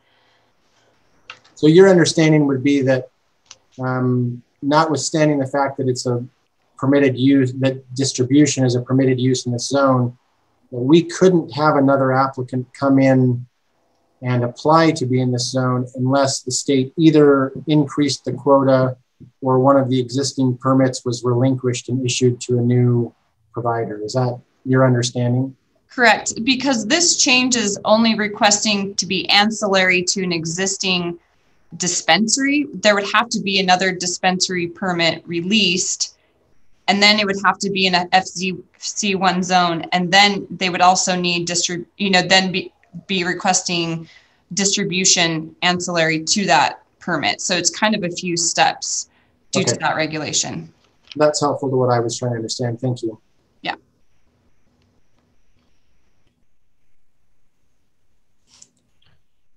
All right. Did we have any members of the public that wanted to comment on this item? Mr. Montgomery, you said was with... Montgomery appears to be with the same company that Brittany Johnson is. Okay. All right. If there are no members of the public that wish to comment, we'll close public comment and bring this back to the council for discussion. Mr. Harding. Thank you, Chair Sewell. Just wanted to make a few observations. It was commented that this is a new use in the state, and it's very limited and highly regulated. I think if you look at the trajectory in other states across the country, the trajectory has been for things to become less limited, less regulated, and even less restricted to medical uses. And so I think that's something that we need to be aware of, is that's how things have trended in other states, and we need to be make sure that we make our choices with that understanding in mind. There was the comment about it being fairly, almost not very visible. I live nearby, and it was very visible to me that large green cross, medical cross that went up. It was very noticeable. It is very visible from the freeway and very visible from the whole area around. And it was very clear. Oh, that was the first time I became aware that we had a dispensary at that location. I can't say much about the rest of the advertising or the building, but that sign is it definitely draws attention.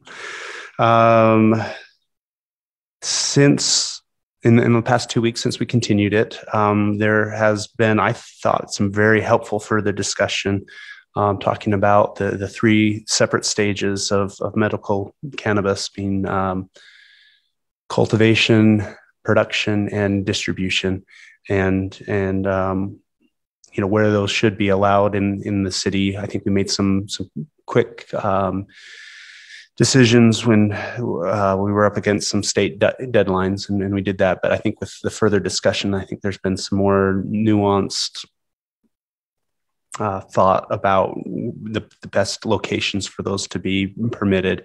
And I think since the state requires that they be permitted use, not necessarily ancillary or conditional, I don't think it directly is directly part of this conversation, but I do think it impacts it. And so at the very least, I'd like to see these discussions kind of come full circle, and we make some decisions based on the discussions we've been having before we open up where these things are allowed. We've talked about conditional uses, and again, it's like so many things I've been learning on the job about the differences between permitted uses and conditional uses, and the proper use of conditional uses. And I think the general consensus is that Provo has not properly used conditional uses in the past, or perhaps another way of saying that is perhaps past councils thought conditional uses could be used in ways that they can't. And the way it was described to me is we often think of conditional uses like, well, it can either be permitted and anyone can do it, or it can be conditional, and then maybe it's permitted, maybe it's not. And as people come in, then the planning commission can make a decision: is that good or is it not? But it was at least described to me that's not how conditional uses need to be used. Basically, if conditions aren't applied to those conditional uses, then a conditional use is basically a permitted use. And that was drilled into me many times. And so because of that, with what limited bandwidth our planning could spare, we have been going through a process of trying to convert conditional uses that have no conditions into conditional uses with conditions. And so I think that is, as we add additional conditional uses, I think that should be a bare minimum of what we do.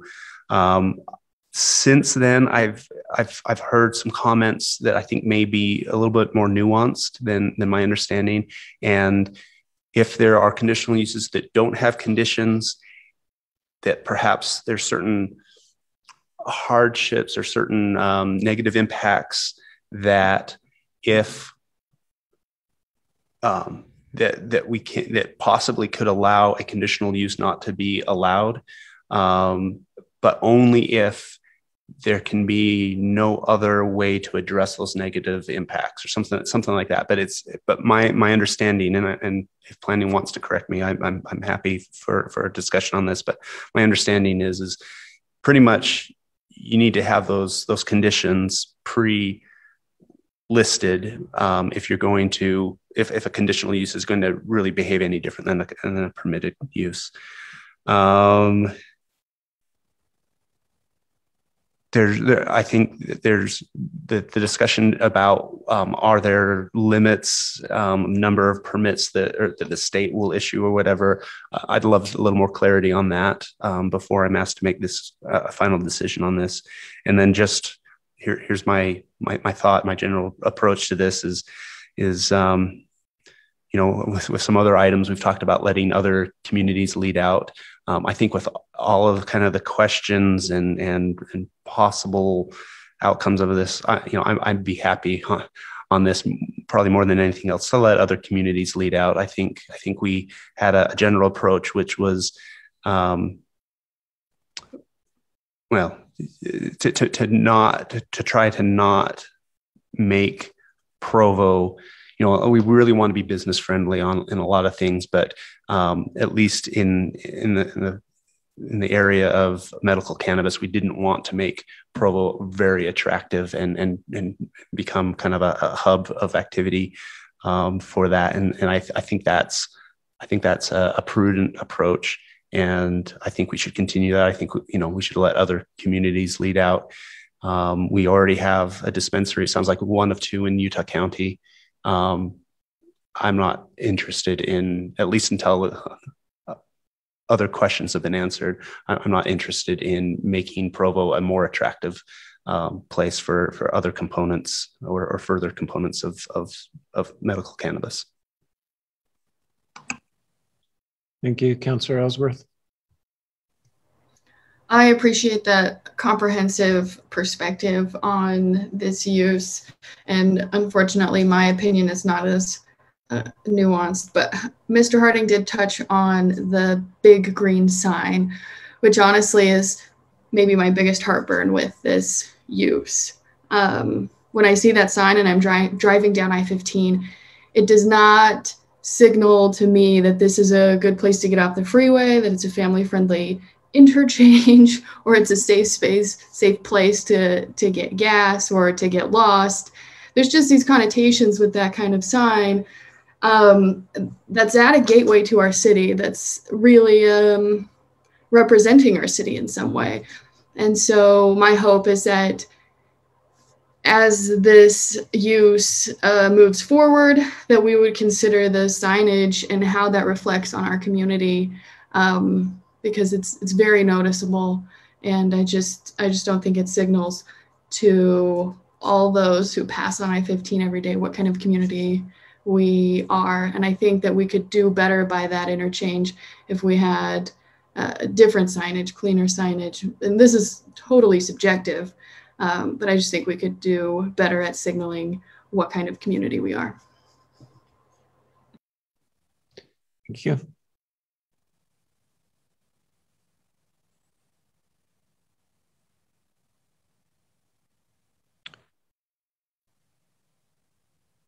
Councilor Fillmore.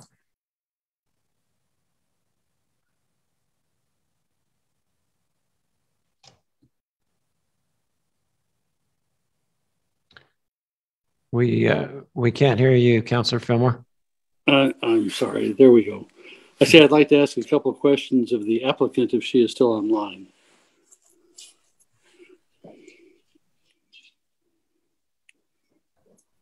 Have we lost her? She is with us. Let's see. How do we get her? There she is. Okay, go ahead. Okay, thank you. I just want to clarify a few things. Call it a matter of public information. First, your company produces only one product, which is medical cannabis authorized by state law. It's a CBD-based product, right? Correct. So your product does not contain any of the chemical components of marijuana we all knew in the 60s with respect sorry. to it does. It's medical marijuana dispensary. Right, but I mean, it does not have hallucinogenic properties. Not that I'm aware of. I am a representative of the owner, an architecture firm. So I don't know that I can comment on the chemical compounds of it, but again, it's a regulated product by the state. And is there the products that you're producing, do they have any element of addictive properties? Not that I'm aware of. Again, I guess you're not speaking as an expert, are you? No, I have never used, okay. No, well, I'm not. All right. Can the medical CBD product that you're producing, can it be taken in its retail form and converted to something that would have addictive or hallucinogenic properties? Not that I'm aware of. If the trend in the country reached Utah where marijuana sales were open up to non-medical cannabis, the traditional marijuana, would your company favor that and want to be part of that business? Again, I'm a representative of the owner. I don't know if they would be in favor of that. I can't speak on their behalf, unfortunately. But I guess the only thing I can reiterate is that it's an existing use within the city zone. So the question is actually not related to the dispensing of that medical cannabis product, because it already exists and it's a permitted use. We're just asking for permission for them to produce the product in a regulated fashion in a compact unit on the back of the property. Right. No, I do understand this specific question before us. I'm trying to get a better handle on your company and your product and your long-term intentions, but it sounds like you're not the person to explain that to us. No, unfortunately, no. Okay. I have a question for Brian Jones. Brian, are you still with us? I am. Mr. Jones, once we grant a conditional use under circumstances like this, to what extent are we then vulnerable to charges that we have created a precedent that would open this up in other zones? That would open it up what? That would create a precedent that would open up marijuana production and retail sales in other zones where we're doing a conditional use here. I would say zero. I think you have complete discretion to do what you want in each different zone. And granting a conditional use in this zone creates no precedent whatsoever that you have to do so in other zones. Okay. Thank you. That's the only questions I have. Mr. Hoban. I was just going to answer Bill's question that in Utah, medical marijuana can and does often contain THC, which is the hallucinogenic aspect of marijuana. So just want to clarify for you there that I can't speak for this specific pharmacy or their specific products, but Utah medical marijuana can be CBD or THC, can have CBD and or THC properties. So just answering that question for you, Bill. Well, thank you, Travis. That's why I was hoping the applicant could explain. Thank you. Mr. Shipley. Yeah, just a quick comment. I feel like we're getting a little sidetracked by, the merits of distribution, the merits of having it in Provo. For me, it already exists. It's already here. We already permit it. The state tells us we have to permit production. We already permit it in a different zone. So what we'd basically be saying to this business is you have to produce it where we already permit it and transport it over to this location, this retail location. And my thought process is, for those of you who are concerned about more exposure to medical marijuana, an additional location in another spot that's not adjacent to this property, and then transporting it to this spot simply increases the exposure to something that you're concerned about. So for me, if you want to limit exposure, I think something adjacent to this property is the right answer. If your concerns are about distribution, again, it's already there. It's already permitted. It already exists. I don't think that's the discussion that we're deciding on tonight.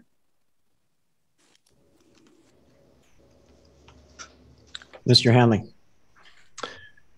Yeah, I think Mr. Shipley has expressed something that I wanted to say. I just wanted to second that. I actually think the idea of, I can see the logic of saying, well, if we kind of force their hand and make them have to produce at a different location, maybe that disincentivizes them in some way. But if it's already an allowed use, and we're spreading the location of the whole industry throughout the city, I actually think that goes against the grain of what some of the concerns I'm hearing here. And I don't think at this point we're in a position to sort of re-legislate the whole question of medical marijuana. So I actually am inclined to support the proposal because I think we're probably creating more symbolism around this than is warranted, given the fact that it's already permitted in the city. And we're just simply asking whether or not it should be adjacent. And I don't see any compelling reason why it shouldn't be.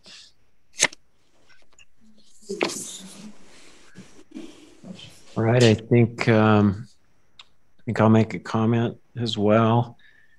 My thoughts on this were pretty much echo what. No to them? I'm hearing an echo. Does somebody have their microphone on? Okay. My thoughts were pretty well expressed by Councillor Harding, I think. I had a few things that I wanted to add to that. I think the significance of allowing production next to the distribution facility is that it lowers costs and increases the attractiveness to a business of locating there. And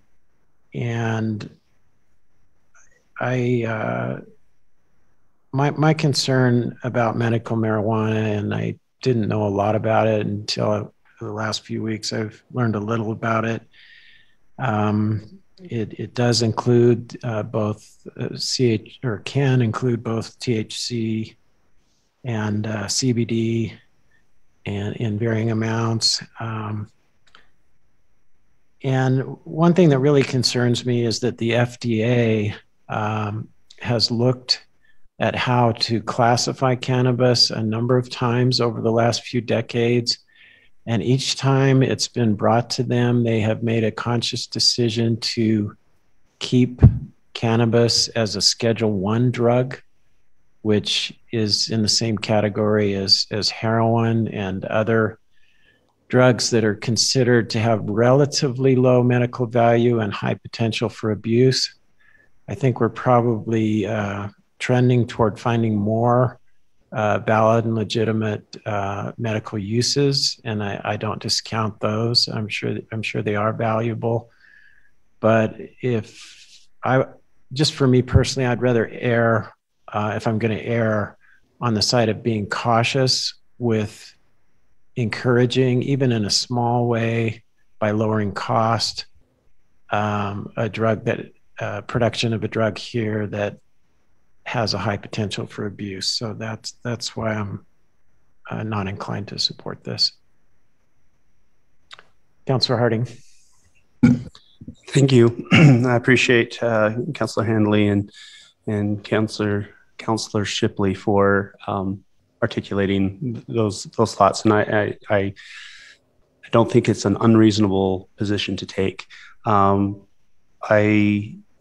have heard again from our staff, from the administrative staff, that when it comes to land use, if there's something that you want, best thing to do is make it easy. Make it easy for a developer to come in and propose something. And I do think, while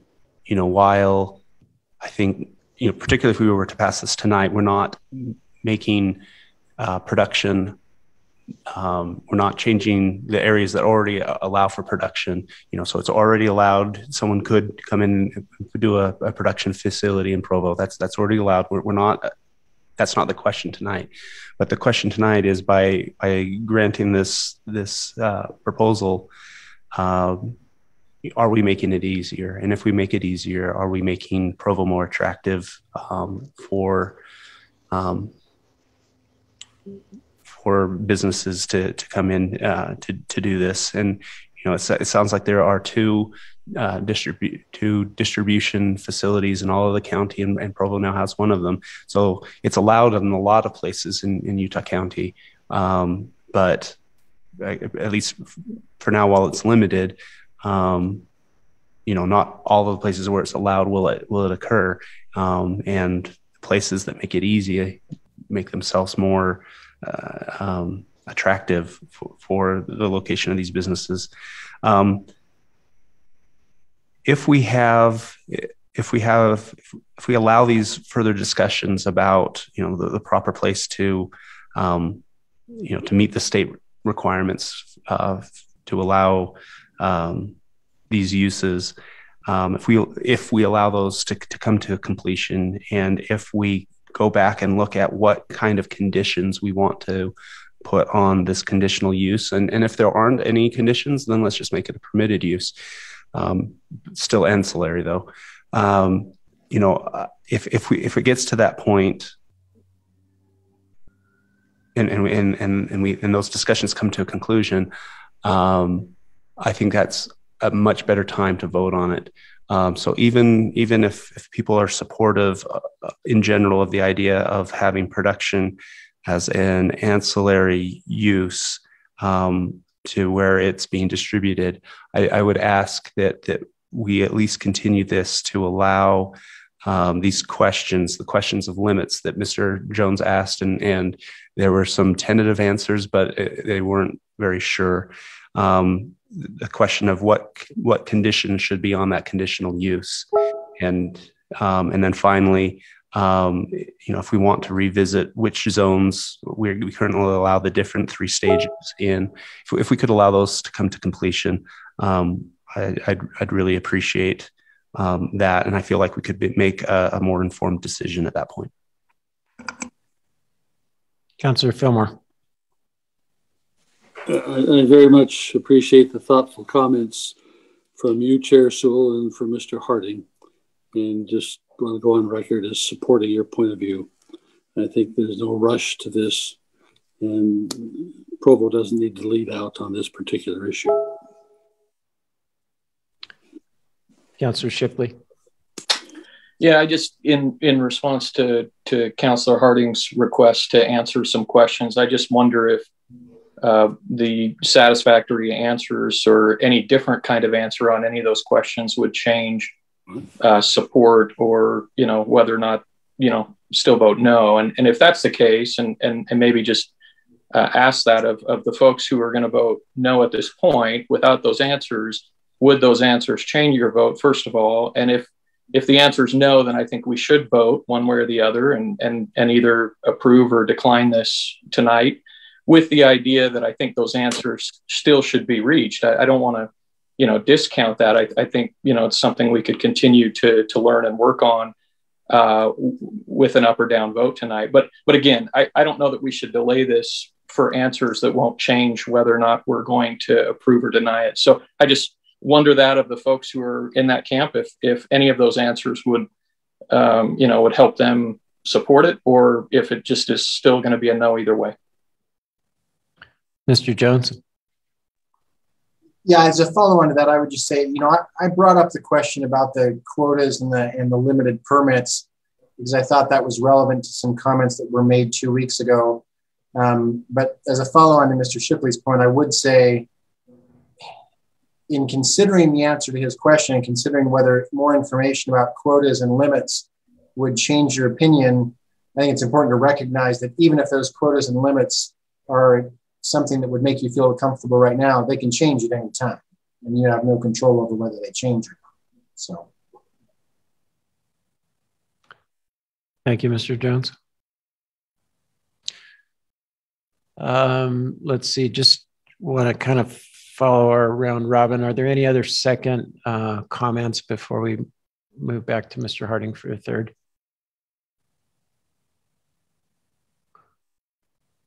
Looks like you're up, Mr. Harding. Thank you. I just wanted to answer the question that Mr. Shipley was asking, and I think it's a very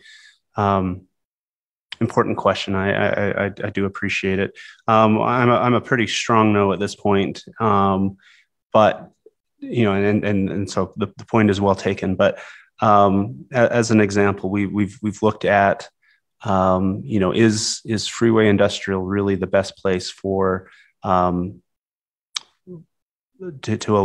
be the one zone that we allow the production. And so again, that's a discussion that we've kind of started. I'd love to see where that goes.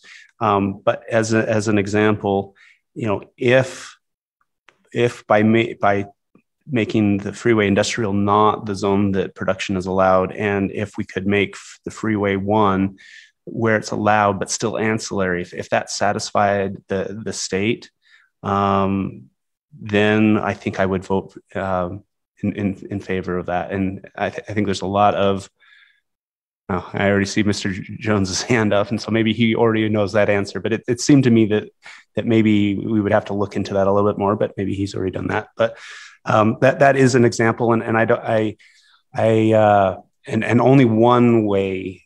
And I think I just don't know what other options might be out there and possible. So I'll admit, I will state that I'm a pretty strong no at this point, but it's not outside of the realm of possibilities that there may be some situations as we look into it a little bit deeper that we come to to the point where I feel like we could work this proposal into something that is a better scenario for the people of Provo. Mr. Jones. So hopefully I'm not misunderstanding Mr. Harding, Councilor Harding's question, but we did already look into and research the concept that was floated internally of taking production as a permitted use out of distribution as a permitted use out of the freeway industrial zone and putting it into the freeway commercial zone.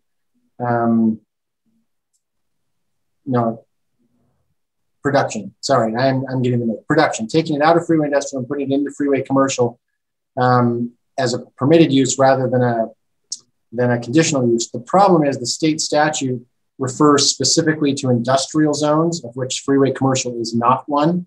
So if you remove it from the freeway industrial zone, it then becomes permitted automatically by state law in all industrial zones in the city. And so that proposal would allow it as a permitted use in the freeway commercial zone and in all city industrial zones, if you tried that approach.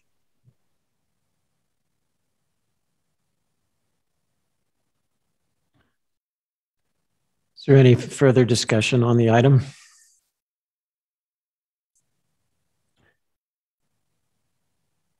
If not, I'll call for a vote and note that if the item is denied, that does not prevent further discussion or for the applicant to bring back a revised proposal. So, Mr. Hoban. So Mr. Harding's request to continue, the item was already continued, but Mr. Harding's request to continue to address some of these issues and then possibly revisit a vote, what would it take for that to happen? Well, somebody would need to make a motion to continue again for that to happen. Otherwise, we need to vote on the motion that's before us. And how many council members would have to support that continuance at this point? 4.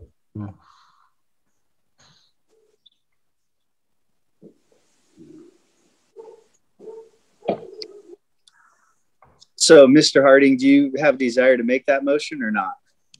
I mean, you basically said that you wanted to do that, but then no motion was made. So I guess I'm just trying to understand what you're thinking. And sorry if I'm throwing us off here, but I kind of was expecting a motion, so I apologize. Do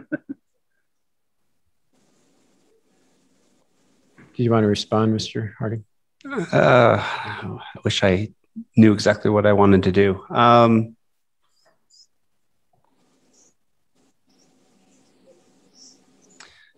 You make a good point, Chair Sewell, that regardless of what we do tonight, we still can have continuous discussion. And I do think that there may be, we definitely need that legal advice and the ramifications of what we do. But there might be some creative solutions. Even creating an industrial / commercial zone, or there's I think there's a lot of tools in our toolbox that we could explore. But what to do for tonight? I guess I could move to continue this indefinitely, and then we can allow these discussions to move on, and then at some point, we could bring it back.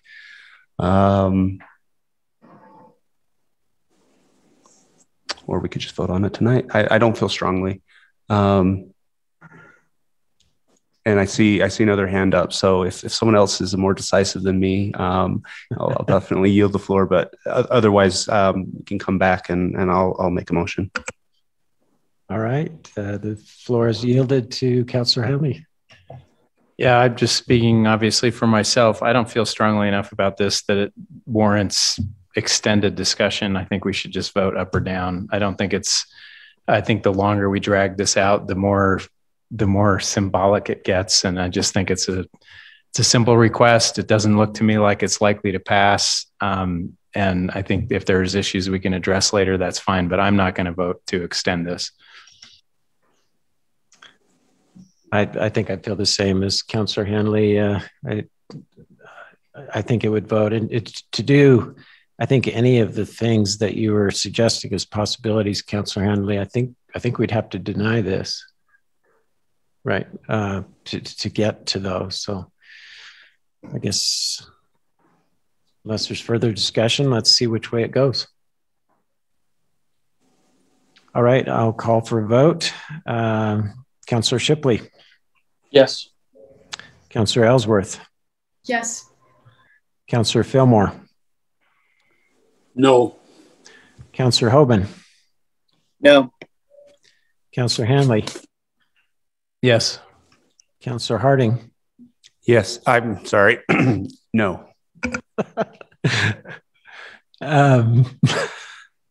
Sorry. And excuse me, I, Dave Sewell, will vote no. So the motion fails on a 3-4 vote.